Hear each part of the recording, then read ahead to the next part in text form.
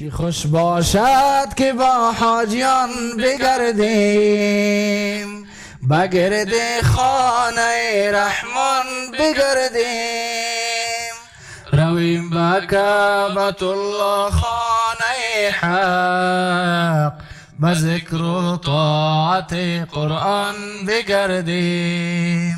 چه خوش باشد طواف کنان به کعبه، چشم گریان دل نالان بگردیم، لبیک گویم کنیم حق را ستایش، اخوت داشته با یک جان بگردیم.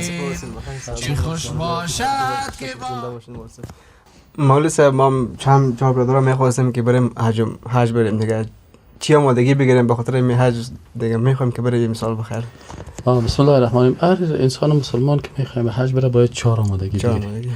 اول آمادگی ایمانی بگیری، دوم آمادگی اخلاقی بگیری، سوم آمادگی مالی بگیری، چهارمش آمادگی علمی. این 4 آمادگی. شما همین 4 چیزا باید خدا آماده بذاره. آمادگی ایمانی است که آجی اول وقتی که قصد میکنه که به بیت الله شریف بره، باید از نگاه ایمانی خدا تقویت بکند، عقیده توحید، عبادت، اگر گناه ها کرده از گناه های خود توبه بکنه، از اشتباهاتی که کرده از توبه بکنه و به بارگاه الله رجوع بکنه، زیاد توبه بکنه و ایمان خدا پخته بسازه. همچنان وقتی که مسائل شخصی خدا توبه کرد و از او خلاص شد، درباره حقوق مردم اگر پیسه کسی را خورده یا دین کسی بالایش است یا کدام وقت رشوت گرفته یا هر حقی که از مردم ضایع کرده، پول باشه مال باشه، ایره باید ببره و آدم پشت دروازه را تق تق بکنه و برش بگه که برادر اینی پولت یا اینی دینت یا اینی حقت، ایره تسلیم شو.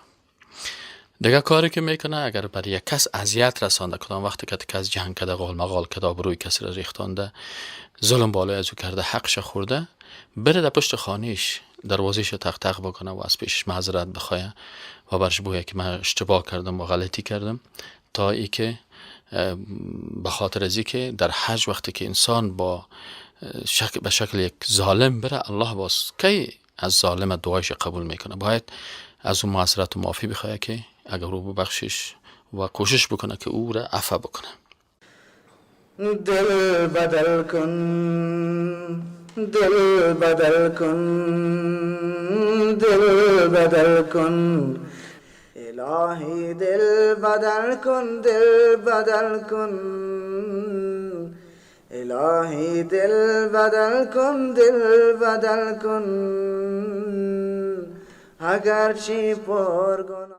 دیگه کاری که آجی باید بکنه اون نیت خدا اصلاح کنه. مثلا وقتی که حج میره به نیت رقابت و یا ای که مردم مرا آجی بگویه یا ای که بچهای کاکای من میره، اینی مسائل در فکرش نباشه، بلکه نیت خدا چی کنه، اصلاح بسازه و به شکل به حج بره که فقط مخلصانه به خاطر رضایت الله بره. مزاحم نشم از خاطر مسئله حج. نام مام برآمده، نام برادر ما در قرعه کشی حج برآمده دیگه. خوب شدم الحمدلله شد. یعنی مردمای ضعیف و بی نام و بی نشان یادم منطقه ما همین اودر زده کلگی حج رفته، یک ماه مونده بودیم. همین هر وقت که می آدم وارم میبینه چیز باز خودستانم حالت کشفش و ختم و گپایی که میگیرن چه قسم آدم بهی کم میه دیگه. الحمدلله خوب شد. باز میخواستم که خودتان مشوره کنم که چه قسم بریم، چی بخریم، که خود از اینجا چی بریم، از اینجا چی بیاریم. اینو میخواستم الله متعال میفرماید اعوذ بالله من الشیطان الرجیم بسم الله الرحمن الرحیم و ما امروا الا ليعبدوا الله مخلصین له الدین. مامور کرده نشده بودن اینمی اقوام سابقه که مسلمانان بودن، یعنی امتهای دیگه، مگر به این مامور شده بودن که عبادت یک الله را بکنه و نظام کلش خالص برای الله بگردانه.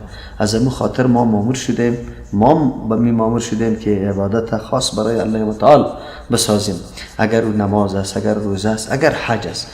یکی از جمله دسایس شیطان امیسته که یک تعداد مردم ما شیطان میگیره امی عبادت عظیمش برباد و هلاک میسازه. و امی نظر در پیش خود میگیره که من میرم مردم برای ماجی صاحب بگویا، یا من میرم به خاطر که او درزادا رفته، یا من میرم که باش کشوفشم بالا شود. این عبادت به نزد الله متعال مقبول نیست. و دیگه از مسائل امی سیالی کردن و میمانی های اضافی و مصارف بیجا و دیگه پا اجتناب بکنم. مثلا وقت داری که بریم یک چکر طرف کمپانی و نقاش یک دانه گوساله بگیریم و صبح دیگه صبح شو بخیر دوستا و خاله‌ایمشان همه و عمه‌ایمشان پول گیرن بخواهیم یک میمونی دوستا را جمع کنیم به شکل خداحافظی و یک میمونی که ما حج میریم. و در خونمو مولوی صاحب خودت رفتی باز آمدی پس بر من شروع کردی مولوی صاحب میگه که ریاکاری نکنیم. اینمی ریاکاری نیست چی هستن؟ حالا تو از مردم همین کارا میکنن. حالا چگونه باز دادا از مردم آوردی؟ اما روز خودت گفتی که مولوی صاحب رفتم پیش 6 تن برای ما به یک زبان گفت که مخلصین له الدین صحیح است که اخلاص بکنین. خودت آمدی همین آیت برای ما خواندی. خب وقتی که اخلاص برای الله هست، حالا مردم چی پوشش میگرده که باز گوسفند بگیرم، شتر بگیرم، مچمیره بگیرم، باز مردم خوشحال بشن. خب باز این ریا رو داخل کردی برادر. نه خب مسئله ریا نیست، حالا از مردم هم میرقم خورده من قسم این از مردم خوردیم از مردم. تو اگر حج به خاطر رضایت الله میکنی، کم فقیر مسکین است 4 تا فقیر کمک کردی که اتش میری مثلا علاوه فلانی چیزا میگه تو کو گمش که برادر خیر ما را پیش میاره که تو دمی سفر تمام روز مردم بیخی از این پیش میگه یا الله دمی تو راضی میشی برو برای 4 تا غریب کمک بکن. یعنی چیزا خیر تو ضرور نیست آدم بکنه. حالا خودت گفتی که اخلاص وقتی که برای الله میشه مردم چی میگن؟ مردم خوش میشه خفه میشه. هدف من است که آیا از نگاه شرعی ما مکلفیت داریم نداریم با دوستای خود همت یک میمونی یک گوساله یک خیراتی که پیش تو امروز کردی والا پیش از حج یک میمانی هست، باز بسیاری کسا حج رفتن نمیتونن. چرا حج نمیری؟ میگه والا من به خاطر از نمیرم که میمانی کردن نمیتونم، من به خاطر از اینکه باز مثلا میمانا رو چطور کنم. مصرف میمانی که از 4 چند حج میشه. نمیگم تو یک دونه گوساله رو چند میری میخری 35 هزار فراد برو اینا رو گوساله بخر. فهمیدی تو مثلا نمیره گرفتی دیگه روزی که دیگه حج رفتن نمیتونه. اینمی که تو اینمی ریاکاری رو میکنی حجت خراب میکنیم. برادر به خاطر رضایت الله میکنیم. دوستای ما که هست ان شاء الله الحمدلله کدام دوست ما از غریب از بیچاره است. اگه غریب بیچاره است کش کمک میگی برو خفه کرد یک بوجیار بگی یک فیبروغن بگی برش بده خلاص برو بسیار. امیر رسول اکرم صلی الله علیه و آله نگفته که امو 7 طایفه که مولوی صاحب گفت که 7 طایفه که زیر سایه عرش الله میباشن یکیش کی هستن؟ یکیش کسی است که دست راست خود صدقه میده دست چپش خبر نمیشه. خلاص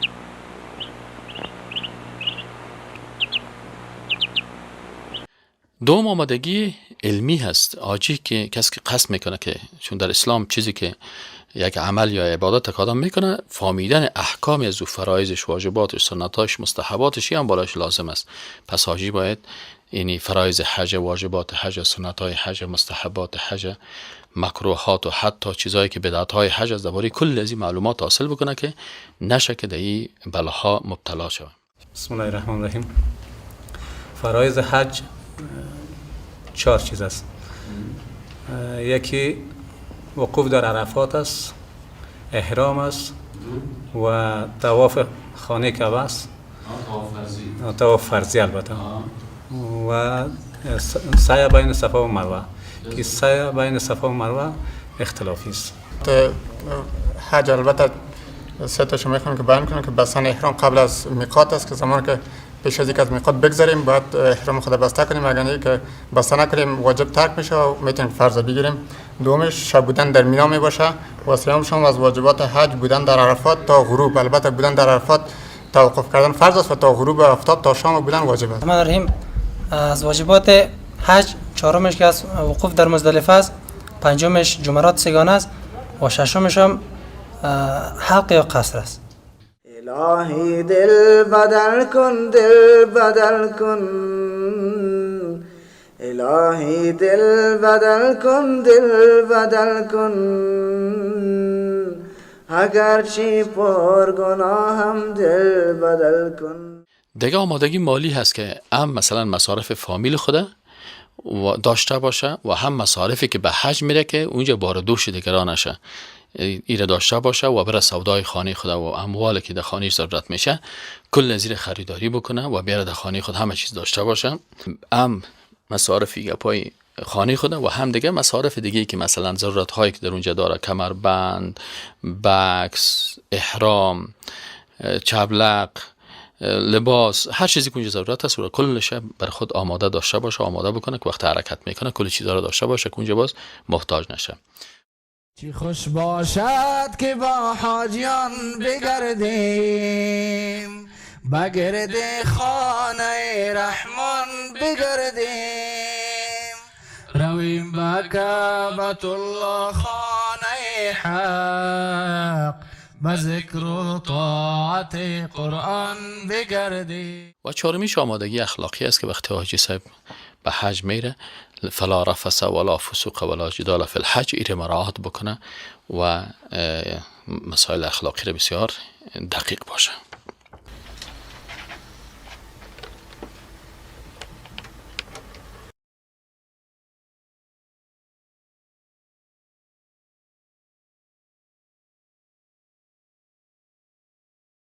رفث ولا فسوق ولا جدال فی الحج.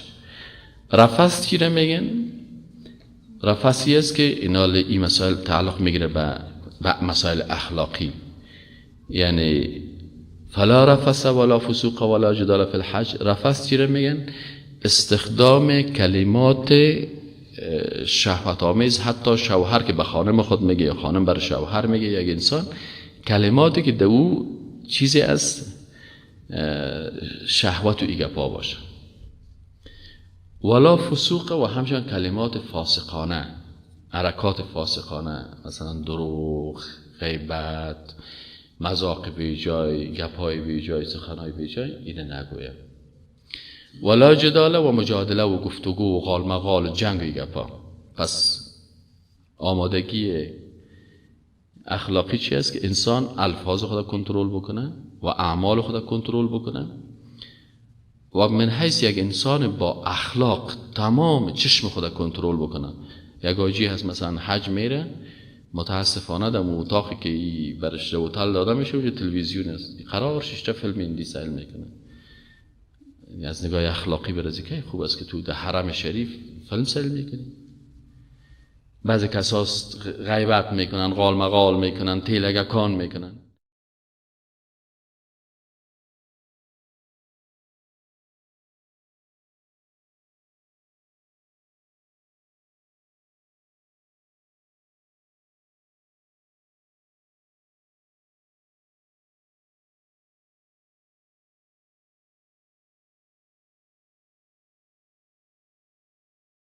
سلام علیکم استاد.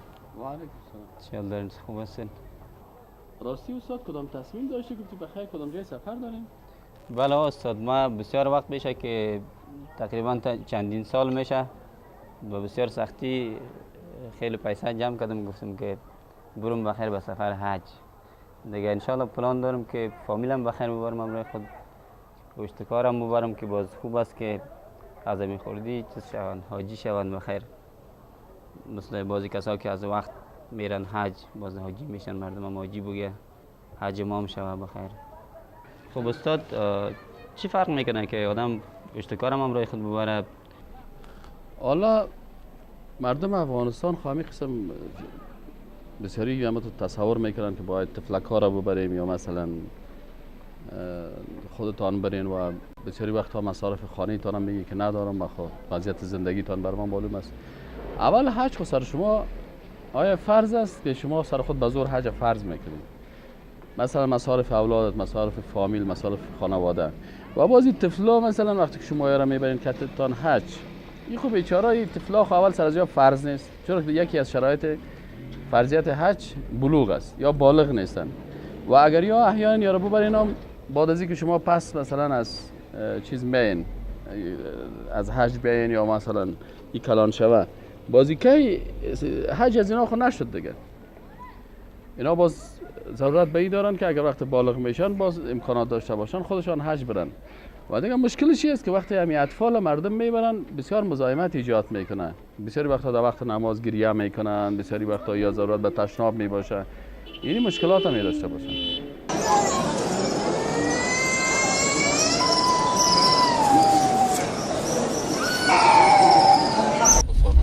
مثلا واجب اول ما شما گفتیم که امی احرام بستن در میقات یا قبل از میقات، یعنی که قبل از میقات باید چی باشه؟ احرام بسته باشه. صحیح است نه؟ یعنی احرام بستن قبل از میقاتی واجب است. بله.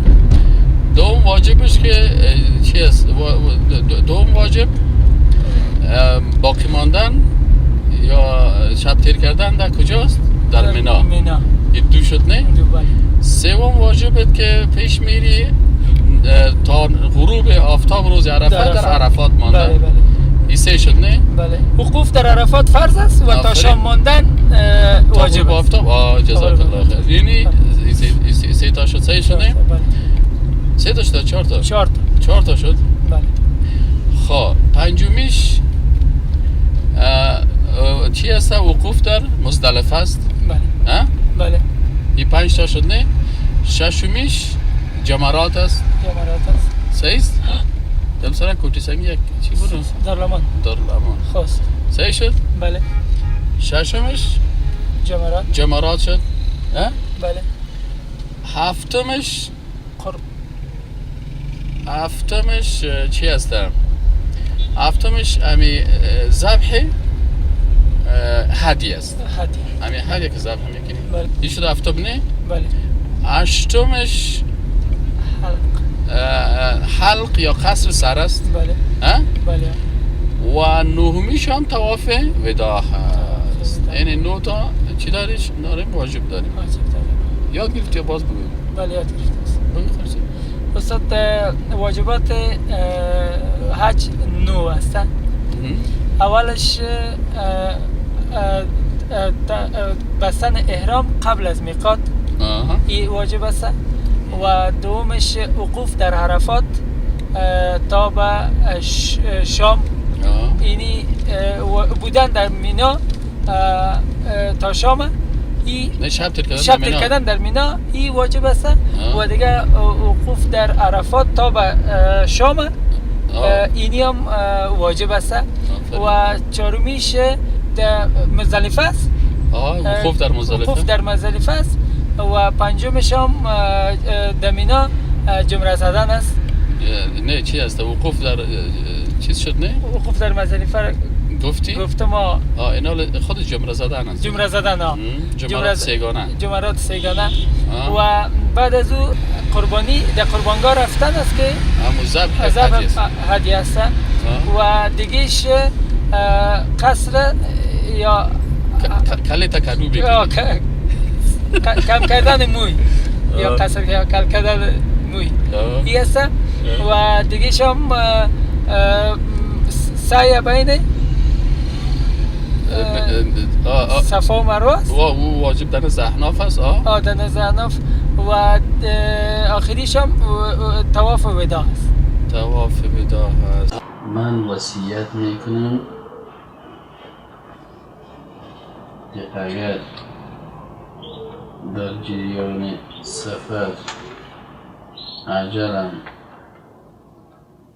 پورا شده باشد و وفات نمایم، مرا در همان جای دفن کنید که وفات نموده‌ام، زیرا رسول الله صلی الله علیه و سلم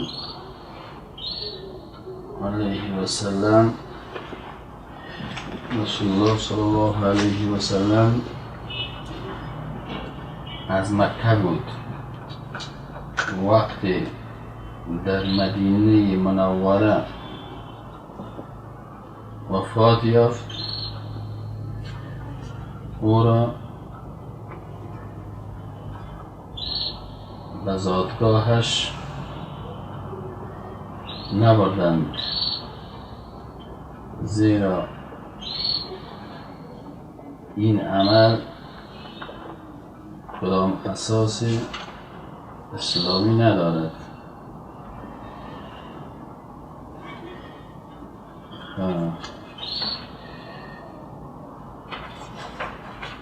همچنان وصیت میکنم که مالهایم را که حق ورثه و یتیمانم می شود مصارف بیجا نکنید. روز 2 3 شب جمعگی و 40 اساس شرعی ندارند. برای من این کارها را نکنید. از حق ورثه به نام خیرات و زکات، به نام خیرات و اسقاط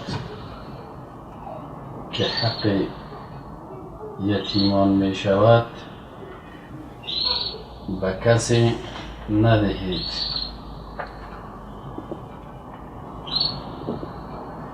قبرم را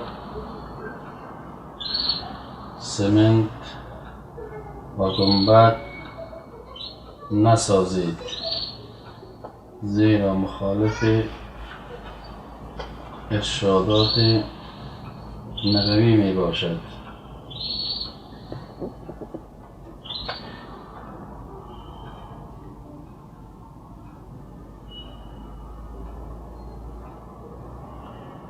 اگر کسی مرا دوست دارد کتابهایم را چاپ کند و بین مسلمانان تقسیم نماید.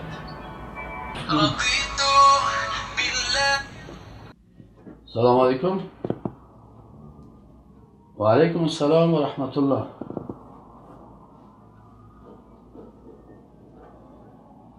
بله، صبح بخیر حرکت است. مبارک باشه انشاءالله. الهی دل بدل کن، دل بدل کن، الهی دل بدل کن، دل بدل کن. اگرچه پر گناهم دل بدل کن، دل پر غفلتم را تو بدل کن. الهی تو کریمی، تو رحیمی، الهی تو کریمی، تو رحیمی، الهی تو تواب و تو حلیمی. دل پر غفلتم را تو بدل کن، الهی دل بدل کن، دل بدل کن، الهی دل بدل کن، دل بدل کن. اگرچه پر گناهم دل بدل کن.